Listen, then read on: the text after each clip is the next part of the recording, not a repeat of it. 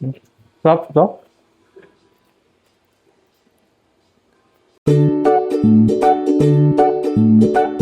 Kain. Sarap ng feeling. Ano to? Hello mga kapapaso, welcome back ulit sa akin channel. So ngayong araw ay magluluto ulit tayo ng simpleng ulam lang. Napakasimple at murang-mura, okay? So ang susubukan natin na pagsamahin ngayon ay atay at tofu, tokwa, okay? So gagawin natin siyang beef steak, okay? Alam niyo naman yung beef steak, di ba? Sobrang sarap at napakasarap, lalong-lalo na pag sa pork chop, pag sa liempo. Hindi ko pa nasubukan yung sa manok, yung beef steak manok. Pork pa lang yung nasusubukan ko. So, kaya ngayon, ang susubukan naman natin ay yung tofu at yung atay ng manok. Okay? So tara, simulan na natin. Ayan, so meron ako dito na-prepare. Ayan, atay. So, na-marinate ko na siya. Nilagyan ko na siya ng toyo at ng kalamansi. Okay? Next naman natin yung tofu. Ayan. So, i-slice natin to ng paganyan. Medyo makapal. Ayan, o. Diba? Dati hindi ako kumakain ng tokwa. Una akong natikman yung tokwa dun sa ano ba 'yan? Ginisang toge. Ayan. Kaya noon hindi ko gusto yung tokwa.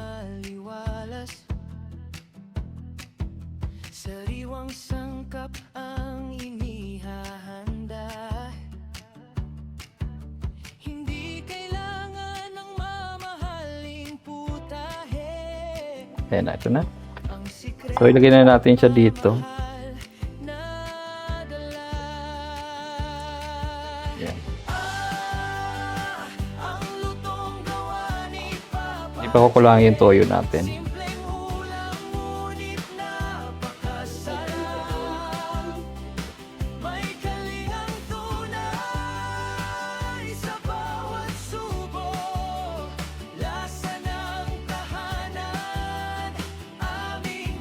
Para malagyan lahat, para mababad lahat.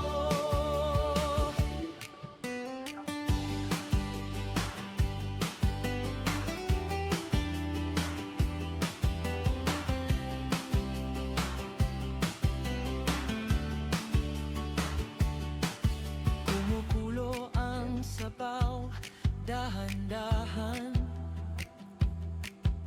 Nagigisa ang bawang at sibuyas. Kailangan mababad lahat niya. At pag-asa, parang yakap na laging mainit pa. Yan, lagyan natin siya ng kalamansi. Ang lutong gawa ni Papa J. Simpleng ulam ngunit napakasarap. May kalingang tunay sa bawat subo. Lasa ng tahanan, aming paborito.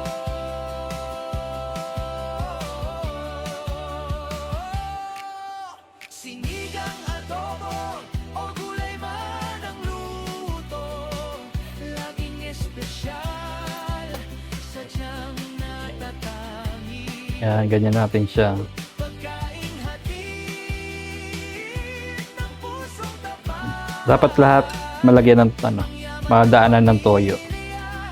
Para kumapit yung flavor doon.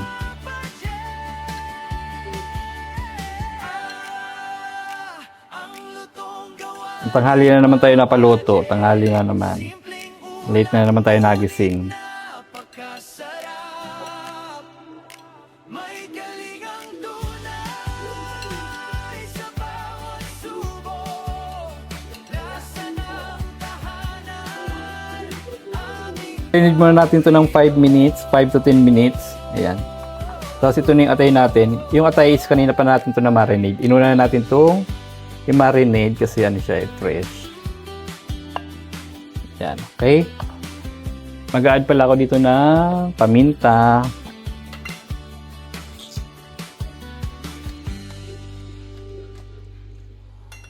Pati dito sa atay natin.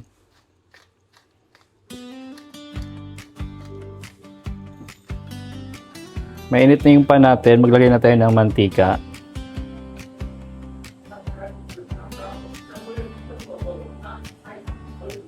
Sa kusinang payak at maliwalas, Lagay na tayo ng tofu. sangkap ang inihahanda.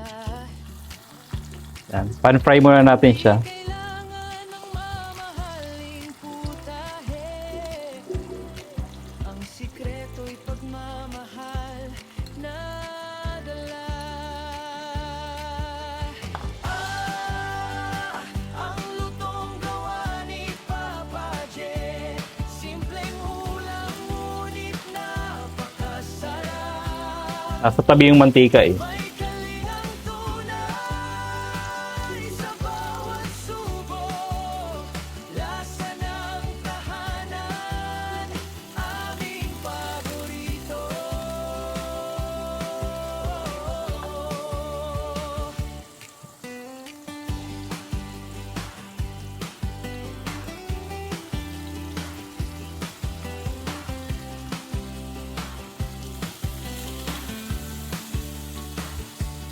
Pan-fry lang natin to. Ang sabaw, Yung parang half cook lang natin. Huwag natin itulo ng pritong-prito.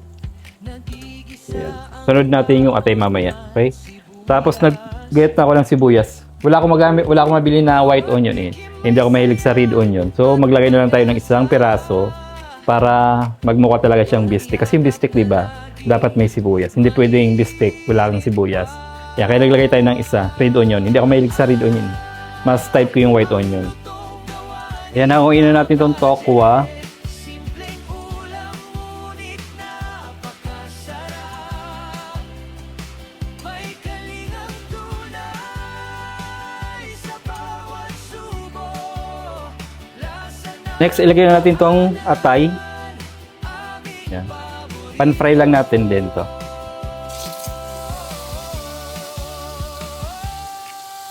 sinigang adobo o gulay man ang luto. Laging espesyal sa tiyang natatangi. Pagkain hatid ng pusong tapat. Ang yaman ng pamilya, lutong ni Papa J.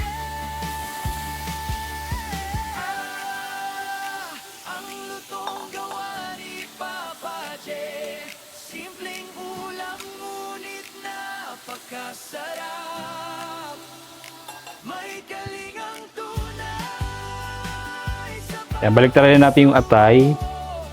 lasa ng Pan-fry lang natin to. aming paborito. Pero fourth quarter pa rin yun. Lagyan natin tong soy sauce kanina.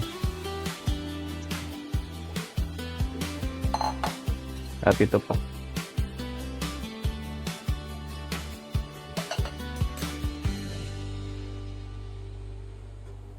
Tapos lagyan natin tong tokwa.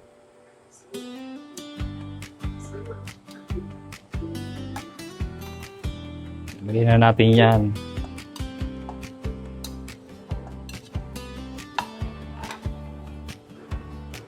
Sa kusinang payak at maliwalas, sariwang sangkap ang Bango na. inihahanda. Ayan o, di ba? Nakakagutom na yung amoy. Ang bango na.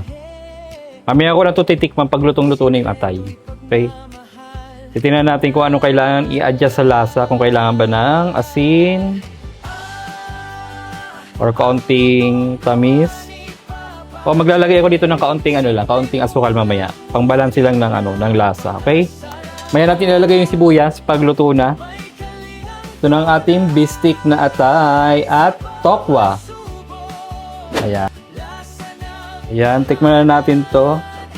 At pwedeng-pwede na to. Okay? Scatter natin yung sabaw. Ayan.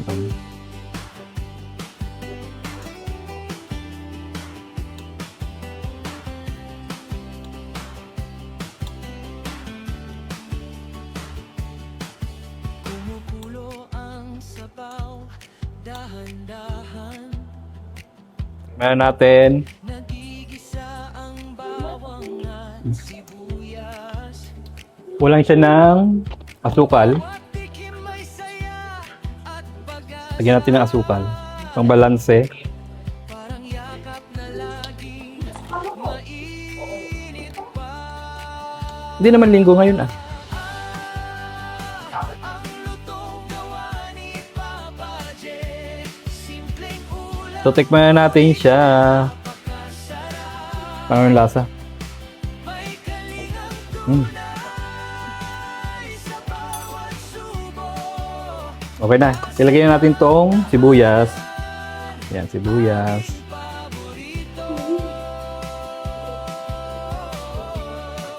Ang sarap muti. Ah. Okay. Parang black chocolate naman niya. Ay, bigyan yung lola nyo. Mamaya nga. Mamaya kung kailan malamig na, hindi na masarap yan pag malamig.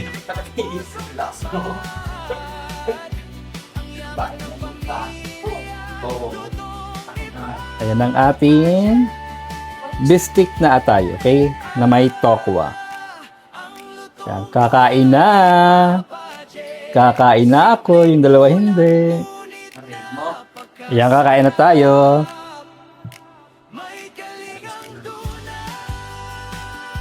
Kaya pala, sabi na eh.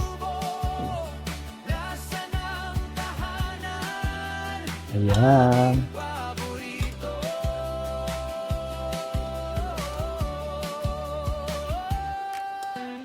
Yung bistik talaga is kaunti lang sa bowl niya. Yan.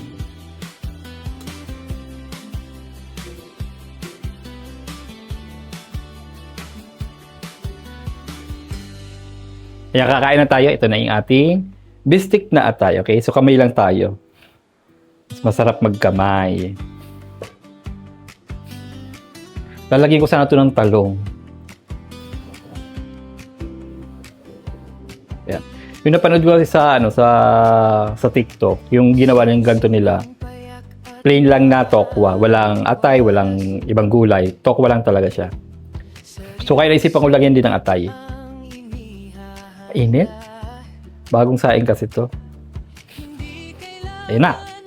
First bite, syempre sabaw muna sa kakanin. Sarap ng sabaw.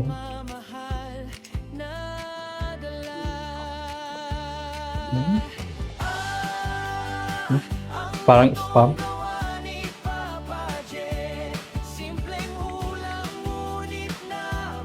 Init? Tayo. Kalimutan ko. Lalagyan ko pala dapat ito ng sili.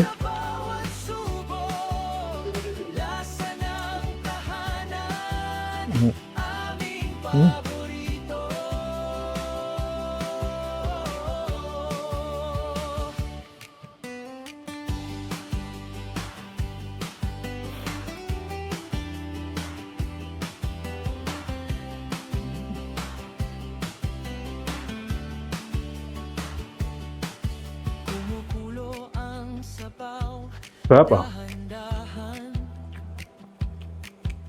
Nagigisa ang bawang at sibuyas. Init. Mainit na yung kanin, mainit pa yung ulam.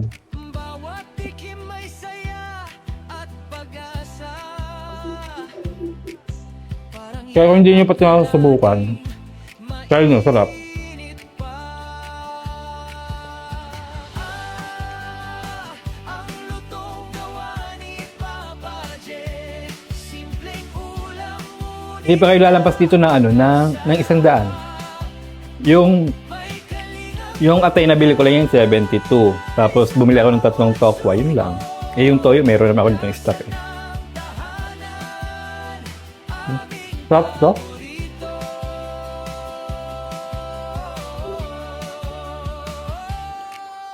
sinigang adobo o gulay man ang luto.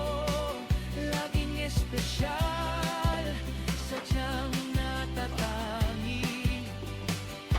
Pagkain hatid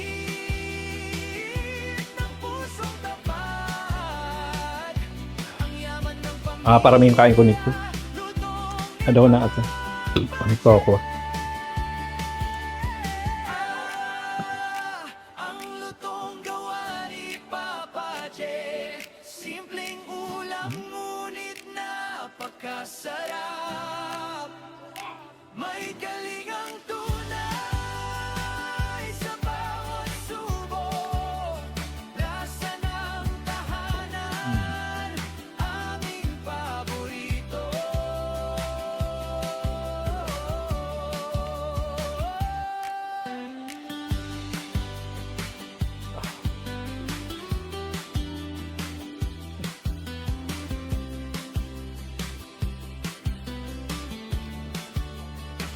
May nakaabang sa akin dalawa. Kakain daw sila.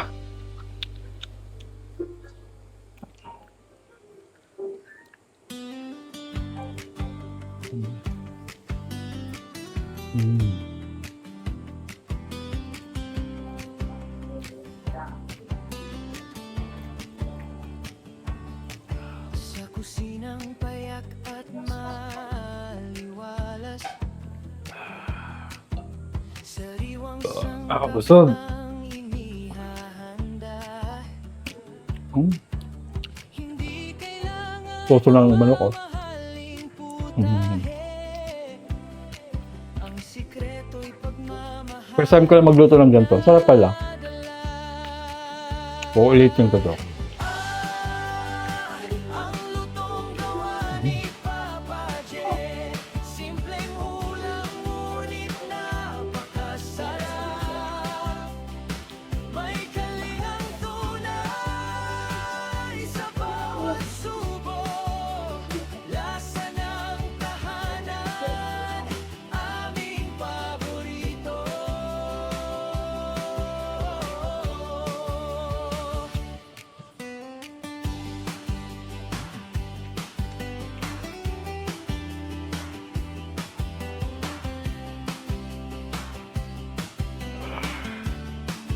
So dito lang mga kapapa, kung gusto nyo itong ulam natin ngayong araw, so huwag nyo kalimutan i-like, i-share ang video na ito. Thank you for watching. Bye-bye!